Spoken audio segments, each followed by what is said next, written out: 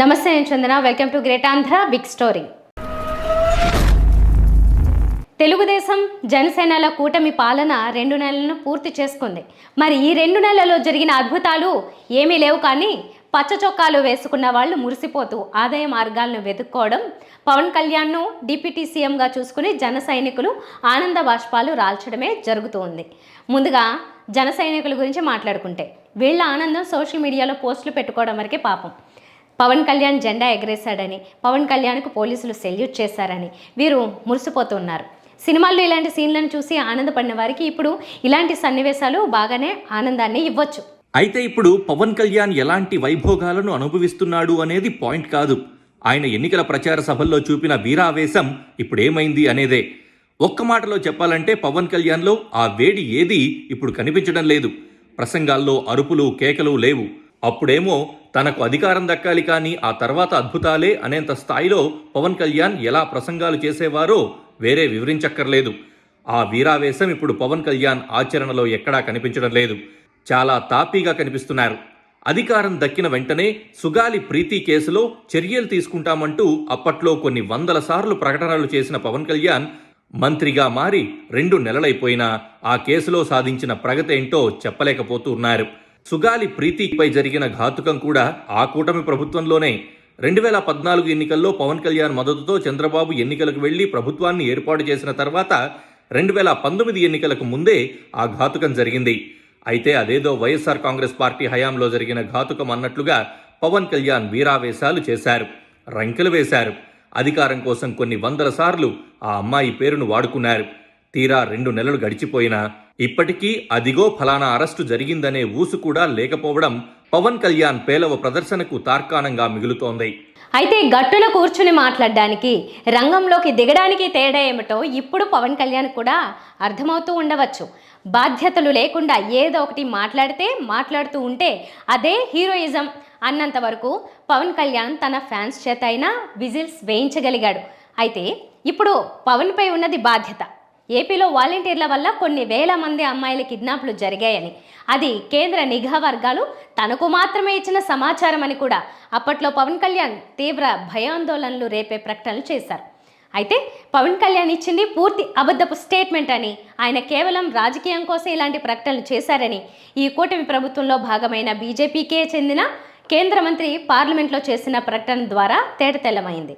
అంటే అప్పుడు పవన్ చూపిన వీరావేశం, చేసిన ప్రకటనలు, ఇచ్చిన హామీలు, వేసిన రంకెలు కేవలం అధికారం అందడం కోసమే తప్ప పవన్ కళ్యాణ్ మాటల్లో అంతకు మించిన లోతు లేవనే క్లారిటీ 2 నెలల్లో వచ్చింది. ఇక కూటమి హామీల సంగతి సరే, ఎన్నికల ప్రచార సభల్లో ఆ హామీలను పవన్ కళ్యాణ్ కూడా చాలాసార్లు చదివి వినిపించారు. మరి ఆ హామీల అమలు ఏ మేరకు సాగుతుందో చెప్పక్కర్లేదు. అలా కూడా పవన్ కళ్యాణ్ది ఫెయిల్యూర్ స్టోరీనే అవుతుంది. ఇక ఏపీలో కూటమి ప్రభుత్వం వచ్చాక మారింది ఏమిటయ్యా అంటే, పచ్చ చొక్కాలు వేసుకున్న వారి మురిపెం. ఏపీలో తెలుగుదేశం పార్టీ ఒక భయంకరమైన పరిస్థితిని సృష్టించి ఈ ఎన్నికల విజయంతో రెడ్ బుక్ అంటూ లోకేష్ గత 3 ఏళ్లుగా చేసిన ప్రచారం తమ పార్టీ అధికారంలోకి వస్తే అది తెలుగు తమ్ముళ్ల కోసమే అన్నట్టుగా పరిస్థితిని క్రియేట్ చేశారు. దీనివల్ల తెలుగుదేశం పార్టీ అధికారంలోకి రాగానే ప్రతి పచ్చ చొక్కా తన సూపర్ పవర్ అనే స్థాయికి చేరాడు. తను ఏం చేసినా తన పార్టీ తనకు అండగా ఉంటుందనే ధీమా వారిలో పెరిగిపోయింది. ఇది చాలా చోట్ల విపరీతమైన పరిస్థితులకు దారితీస్తూ ఉంది. బయట వాళ్ళకి ఇది తేలికగా కనిపించవచ్చు, కానీ గ్రామాల్లోకి వెళ్ళి చూస్తే పచ్చ చొక్కాలు ఎలా ఫీల్ అవుతున్నాయో అర్థమవుతుంది. తాము ఏం చేసినా అడిగేవాడు ఉండడని, తమకు అంటూ ఒక ప్రత్యేక రాజ్యాంగమని, తమకు ఎదురు చెప్పడం చేస్తే తాము ఏమైనా చేయగలమని, తాము ఏం చేసినా తమ పార్టీ తమకు అండగా నిలుస్తుందనే భావన గ్రామాల్లోని పచ్చ చొక్కాల్లో గట్టిగా కనిపిస్తుంది. తాము తెలుగుదేశం పార్టీ సానుభూతి పరులం కాబట్టి, తాము తెలుగుదేశం పార్టీ విజయం కోసం పోటీ చేశాం కాబట్టి, తమ దగ్గర లోకేష్ పాదయాత్ర ఫోటో ఉంది కాబట్టి, తమ దగ్గర తెలుగుదేశం సభ్యత్వం కార్డు ఉంది కాబట్టి తాము అతీతులమనే భావన అణువణువునా వారిలో కనిపిస్తూ ఉంది. దీనివల్ల విపరీత చర్యలకు కూడా వారు వెనకాడడం లేదు. గతంలో జన్మభూమి కమిటీలు అంటూ చంద్రబాబు నాయుడు ఒక రాజ్యాంగేతర వ్యవస్థకు ఊపిరిపోశారు. దీనివల్ల ఏపీలో రాజకీయ పరిస్థితులు పూర్తిగా కలుషితమయ్యాయి. జన్మభూమి కమిటీల రూపంలో తెలుగు తమ్ముళ్లు అన్నింటా వసూళ్లు చేసుకున్నారు. ప్రతి సంక్షేమ పథకం లబ్ధిలోనూ వారు వాటాలను పొందారు. అంటే ఏదో ఒక రాజకీయ పార్టీకి అండగా ఉంటే అలా ఎడాపెడా సంపాదించుకోవచ్చుననే సందేశం జనాల్లోకి బాగా వెళ్ళింది జన్మభూమి కమిటీలతోనే. అక్కడ అవకాశం లేకపోతే తాము వైఎస్ఆర్ కాంగ్రెస్ పార్టీలో యాక్టివేట్ అయ్యారు కొందరు. అయితే జగన్ అధికారంలో ఉన్నప్పుడు వారి పప్పులు ఉడకలేదు. దీంతో తమకు గిట్టుబాటు కాలేదనే తత్వం ఉన్న వాళ్ళంతా ఎన్నికల సమయంలో వైఎస్ఆర్ కాంగ్రెస్ పార్టీ వ్యతిరేకులయ్యారు. తాము అభిమానించే పార్టీ అధికారంలో ఉంటే తాము రాజ్యాంగేతర శక్తులు సంపాదించుకునే అవకాశం ఉండాలన్నట్టుగా ఏపీలో ఒక భావనను క్రియేట్ చేశారు చంద్రబాబు. ఇప్పుడు తెలుగుదేశం పార్టీ మళ్ళీ అధికారంలోకి రావడంతో నాటి జన్మభూమి కమిటీ సభ్యులే గాక ఆ పార్టీ తరపున తిరిగిన వారంతా ఇప్పుడు తమకు తిరుగులేదు అనుకునే తత్వంతో కనిపిస్తూ ఉన్నారు. రేపో మాపో జన్మభూమి కమిటీలు 2 అంటూ చంద్రబాబు నాయుడు మళ్ళీ మొదలు పెడుతున్నారట. ఈ కమిటీలు చేసిందే ఇక చట్టం, ఈ కమిటీలు చెప్పిందే వేదం అనే పరిస్థితి మరింత ముదరబోతోంది. రాజకీయంగా ఒకరు నచ్చవచ్చు, రాజకీయంగా ఒక పార్టీ తరపున పనిచేయవచ్చు, రాజకీయంగా ఒక పార్టీని తీవ్రంగా వ్యతిరేకించవచ్చు. అయితే దానికంతా ప్రతిఫలం దక్కే పరిస్థితి ఇప్పుడు కనిపిస్తూ ఉంది. అది కూడా ఒక రాజ్యాంగేతర శక్తులుగా మారి, రాజ్యాంగేతర వ్యవస్థగా మారి, ప్రభుత్వ పనులకు, ప్రభుత్వ కార్యక్రమాలకు, ప్రజల సొమ్ముతో ప్రజలకిచ్చే సంక్షేమ పథకాలకు వీరు గేట్ కీపర్లుగా మారుతున్నారు. తమకు కప్పం కట్టిన వారికి, తమకు లంచాలిచ్చిన వారికి, తాము చెప్పిన వారికే పథకాలు అనే పరిస్థితి మళ్లీ ఏర్పడుతోంది. దీనివల్ల ఏం జరుగుతోందో వేరే చెప్పక్కర్లేదు. ఇలాంటి వ్యవస్థను ఏర్పరచకపోవడం జగన్ పరాజయానికి కారణం అనే విశ్లేషణలు ప్రముఖంగా వినిపిస్తున్నాయి. ఇప్పటికీ ఇలాంటి వ్యవస్థలు చంద్రబాబు విజయంలో కీలక పాత్ర పోషిస్తున్నాయనే విశ్లేషణ ఉంది. కాబట్టి జనాలకు ఏం చేసినా చేయకపోయినా ఇలాంటి రాజ్యాంగేతర వ్యవస్థలను ఏర్పాటు చేసుకుంటే ఎలాంటి రాజకీయ పరిస్థితుల్లో అయినా పార్టీ పటిష్టంగా ఉంటుందని చంద్రబాబు నమ్ముతున్నారు. అందుకు రుజువే జన్మభూమి కమిటీలు పార్ట్ 2. అంటే ప్రభుత్వ సొమ్ముతో పార్టీ సభ్యులను పోషించడం అన్నమాట. ప్రజలపైకి పార్టీ మనుషులను వదలడం అన్నమాట. గ్రౌండ్ లెవెల్లో వారు ఏం చెబితే అది జరిగే పరిస్థితిని ఏర్పాటు చేయడం అన్నమాట. ఆల్రెడీ మంత్రులే ప్రకటిస్తున్నారు. పచ్చబిళ్ళల ఆఫర్లు, పచ్చబిళ్ళతో వెళ్లిన పచ్చ పార్టీ కార్యకర్తలు చెప్పింది కలెక్టర్లైనా కాఫీ ఇచ్చి మరీ చేయాల్సిందే అని ఓపెన్గా ప్రకటించారు. అలాంటి బాహాటమైన ప్రకటనలే వస్తున్నాయంటే పరిస్థితి ఎంత తీవ్ర స్థాయికి చేరుతుందో వేరే చెప్పనక్కర్లేదు.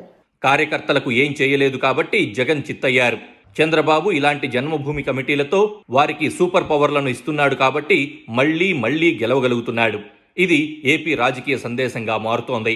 మరి ఇలాంటి కమిటీలను ఏర్పాటు చేసుకొని తమ కార్యకర్తలకు ఉపాధి మార్గాలను చూపి వారు ఎడా పెడా దండుకోవడానికి అవకాశాలనిచ్చి ఇలాంటి రాజ్యాంగేతర వ్యవస్థను ఏర్పాటు చేయడం చంద్రబాబు రాజకీయ చాణక్యం కావచ్చు. ఇలాంటి వ్యవస్థలను కాకుండా వాలంటీర్లు, సచివాలయం అంటూ అనడం జగన్ చేతగానితనమూ కావచ్చు, రాజకీయ వ్యూహలేమీ కావచ్చు. కానీ ఈ పరిస్థితుల వల్ల ప్రజల జీవితాలు ఎలా ప్రభావితమవుతాయనేదే కీలకమైన అంశం. సచివాలయ వ్యవస్థ, వాలంటీర్ల వ్యవస్థ అన్న జగన్ను ప్రజలు తీవ్రంగా తిరస్కరించారు. జన్మభూమి కమిటీలతో దున్నేసిన చంద్రబాబుకు పట్టం కట్టారు. కాబట్టి మళ్ళీ జన్మభూమి కమిటీలు వస్తున్నాయి. దీని ప్రతిఫలాలు కూడా ప్రజలు అనుభవించాల్సి ఉంటుంది. అయితే గ్రామాల్లో పచ్చ చొక్కాల అహంకారం ఇప్పటికే పతాక స్థాయికి చేరింది. తెలుగుదేశం పార్టీ అనిపించుకుంటే చాలు తాము హత్యలు చేసిన పార్టీ అండగా వస్తుందనే తత్వం పచ్చ చొక్కాలో కనిపిస్తుంది. పదే కార్యకర్తలు అంటూ చంద్రబాబు, లోకేష్లు ప్రసంగాలు చేసి వారిని మరింత వెర్రెక్కిస్తున్నారు కూడా. చైనాలో కమ్యూనిస్ట్ పార్టీ సభ్యుల గురించి చెబుతూ ఉంటారు. అలాంటి సభ్యులు చెప్పిందే గ్రౌండ్లో జరుగుతుందని అంటూ ఉంటారు. అలాగే వెస్ట్ బెంగాల్లో గతంలో కమ్యూనిస్ట్ పార్టీ కార్యకర్తలు చెప్పిన రాజ్యాంగం నడిచిందని అంటారు. అంతకు మించి ఇప్పుడు పచ్చ చొక్కాల రాజ్యం నడుస్తోంది ఏపీలో. ఇది హింసాత్మక పరిస్థితులకు కూడా కారణమవుతూ ఉంది. పచ్చ పార్టీ సానుభూతి పరులు ఏం చేసినా కేసుల్లేవ్ ఏం లేవ్ అనే పరిస్థితికి పోలీసు వ్యవస్థ కూడా తమ సహకారం అందిస్తోంది. అలాంటి పోలీసులకే పోస్టులుంటాయి, లేకపోతే బదిలీలే. ఎమ్మెల్యేలు చెప్పింది పోలీసులు వినాలి, కార్యకర్తలు ఏం చేసినా ఎమ్మెల్యే సమర్థించాలి. ఇది చాలదు మొత్తం బ్యాలెన్స్ తప్పిపోవడానికి. అయితే ఇది ఇప్పుడే మొదలైంది. రేపు జన్మభూమి కమిటీలు పార్ట్ 2 సభ్యుల ప్రకటన వచ్చాక పచ్చ చొక్కాలో ఎవరి కేడర్ ఏమిటో తేలేక పరిస్థితులు మరింత దారుణంగా మారడంలో పెద్ద ఆశ్చర్యం లేదు. ఇది వాళ్ళ బిగ్ స్టోరీ. మరిన్ని టాపిక్స్తో కలుద్దాం. నమస్తే.